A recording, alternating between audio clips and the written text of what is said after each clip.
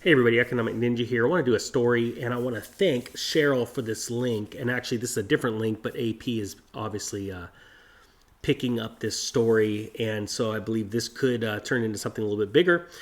We've been talking about food shortages that are coming because of crop die-offs, because of crazy weather, and when it comes to drought, freezing, overheating, all that kind of stuff.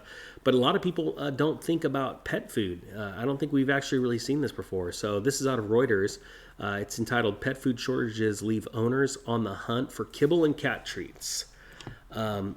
This is something where I don't think people are really paying attention to, and it may prove to be something big. And I think, you know what, it sounds funny, a lot of us have animals. Why wouldn't we just pick up an extra bag or two when we're at the store, especially if we're able to get ahead of this shortage?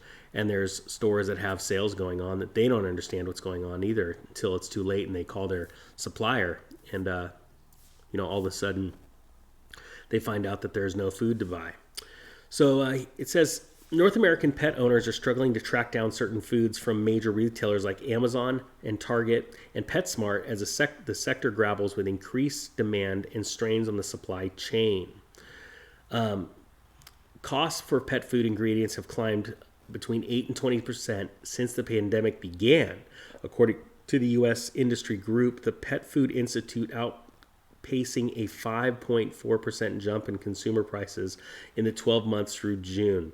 So obviously that's a massive price climb compared to just normal consumer prices. It says higher prices in basic foodstuffs such as corn, soy, and meat on the top of rising transportation and labor costs are affecting all food supplies, both for animals and people, as the U.S. economy picks up steam.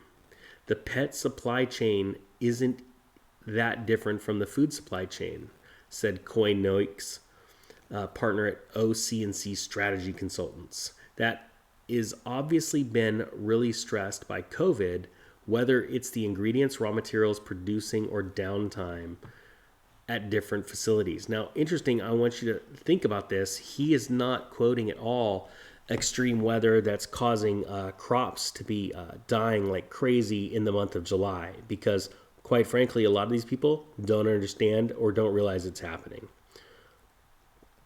It says prices for U.S. corn and soybeans, key ingredients in many pet foods, reached 8-year highs this spring, pinching manufacturers that use the crops. Pet food makers are also facing increased competition for animal and plant-based oils because more of those are going into renewable fuel supplies, according to the Pet Food Institute. Now check this out before I end. He says unprecedented price increases for ingredients and equipment jeopardize U.S. pet food makers' ability to plan and execute strategies that will ensure America's dog and cat food bowls are filled. The Institute warned U.S. agriculture officials in a June letter. So I'm going to stop right there, guys, and just quite frankly bring up the obvious solution, and that is when you're at the store next time buying your animal's food, why don't you just plan on buying a little bit extra? I know it sounds crazy. We've never really seen this before, but I could see where this could turn into quite the little deal. And just wanted to wake you guys up and think logically. And that's why you're never scared when you're prepared. And I think it would be a really rough time to know how there's a lot of people that absolutely love their animals and go, man, is it worth paying this much to keep my animal? So thought I'd bring this to you. I appreciate it, Cheryl, for the link. I think it is an important news story and something we don't usually think about when we're preparing for hyperinflation. All right, guys, with that being said, I thank you so much for your time. The Economic Ninja is out.